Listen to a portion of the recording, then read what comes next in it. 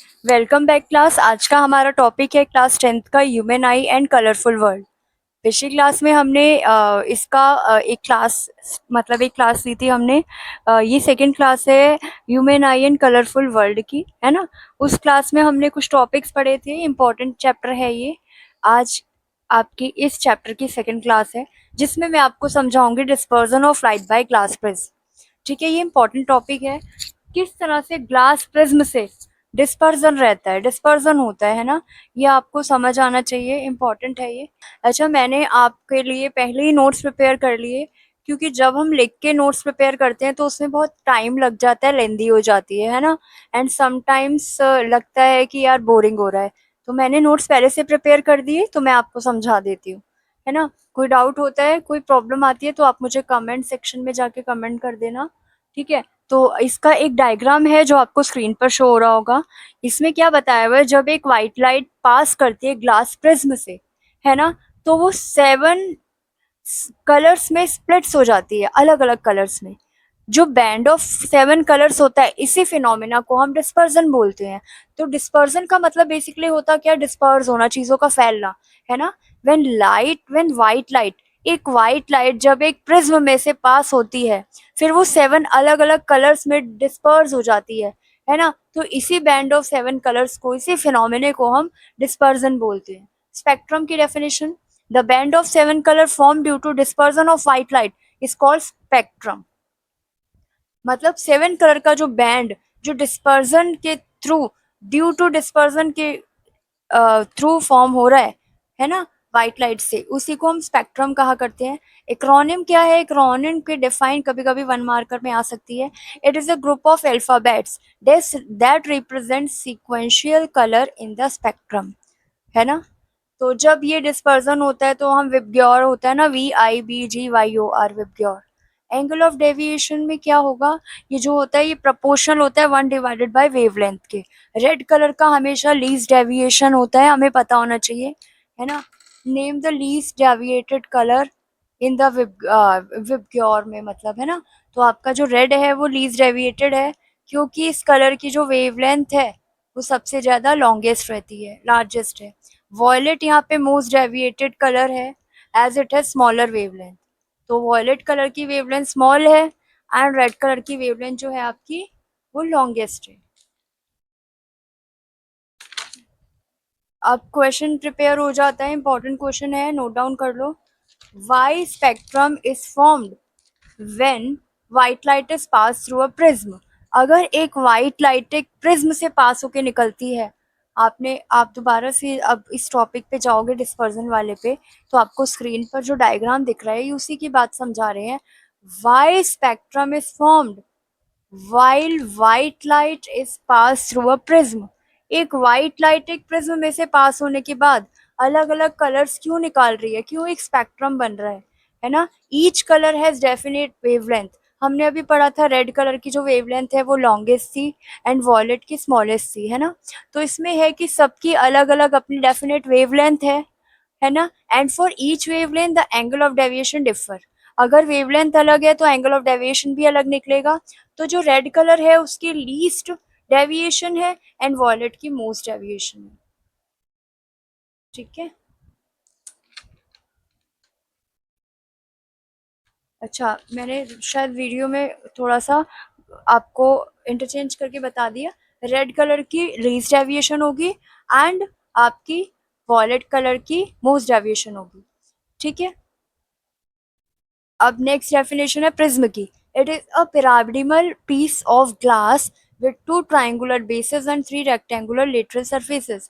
Prism है क्या, यही तो एक प्रिज्म है ना, है ना। पिरामिड की तरह बना हुआ है ना, ट्राइंगुलर फॉर्म में है, बेसिस हैं, ठीक है, 3 लेटरल सरफेसेस हैं इसकी। ये डेफिनेशन है, कम पूछी जाती है, बट वी मस्ट नो अगर हम ये चैप्टर पढ़ रहे हैं तो। एंगल ऑफ प्रिज्म क्या है, ये जो आपका प्रिज्म बना हुआ है ट्राइंगुलर फॉर्म में, यहाँ पे जो ये एंगल बन रहा है, this is what called angle of prism.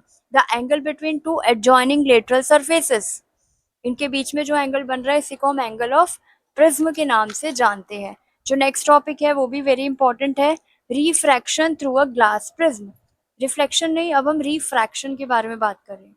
ये आपका डायग्राम है, डायग्राम इम्पोर्टेंट है, टॉपिक भी इम्पोर्टेंट है, ठीक है।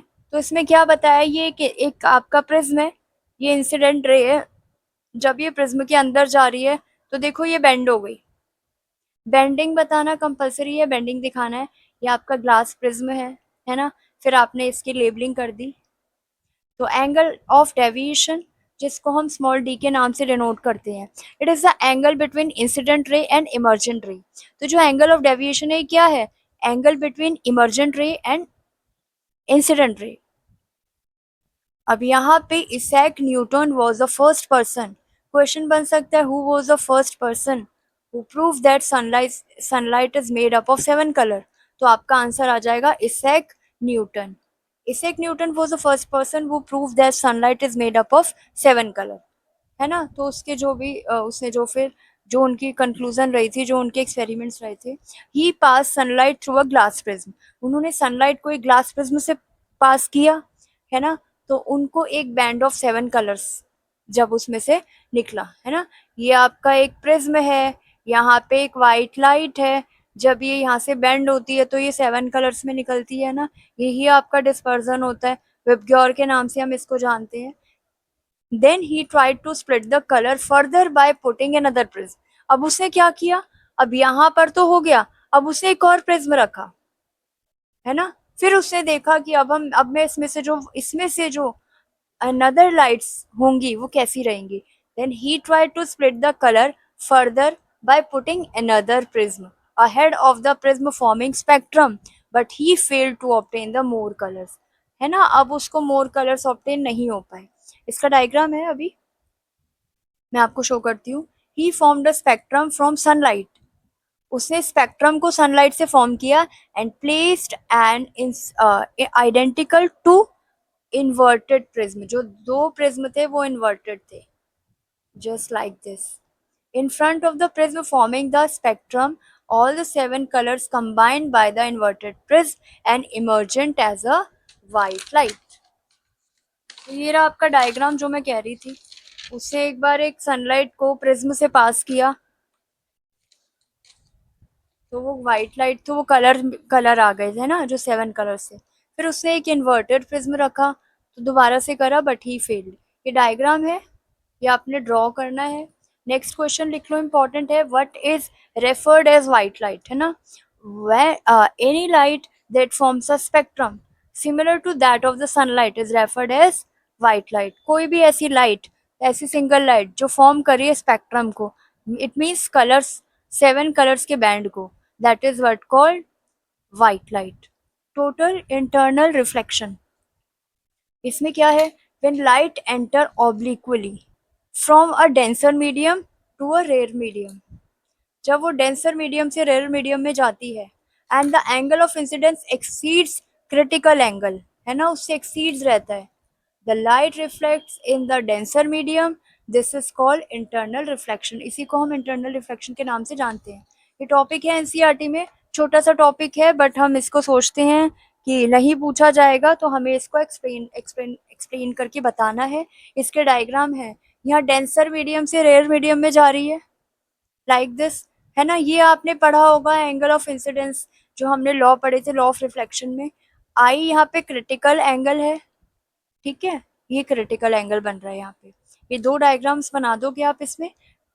नेक्स्ट टॉपिक है condition necessary for internal reflection. Internal reflection की नेसेसरी कंडीशंस क्या क्या है। लाइट शुड एंटर ऑब्लिक्वली, पहली कंडीशन है जो लाइट होगी वो ऑब्लिक्वली एंटर होगी डेंसर मीडियम से रेयर मीडियम में। The angle of incidence should exceeds critical angle, the light reflects in the denser medium, ये हमेशा डेंसर मीडियम में रिफ्लेक्ट करेगी। अब क्रिटिकल एंगल की डेफिनेशन पूछ सकते हैं, the angle of the incidence for which the angle of refraction is 90 degree, that is what called critical angle. अब रेनबो का टॉपिक इंपॉर्टेंट है। रेनबो है क्या, एक नेचुरल स्पेक्ट्रम है appearing in the sky after rain shower, हमेशा rain shower के बाद ही आपको रेनबो अपीयर होता है ना। Rainbow is observed in the direction opposition to the sun, हमेशा सन की अपोजिशन डायरेक्शन में जो होता है।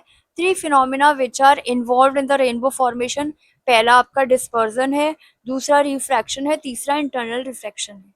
डिस्पर्जन आप अच्छे से समझ चुके हो, रिफ्रैक्शन आप पहले चैप्टर्स में भी पढ़ चुके हो, इंटरनल रिफ्रैक्शन आपने आज पढ़ा है, इसको अच्छे से रिवाइज कर लेना।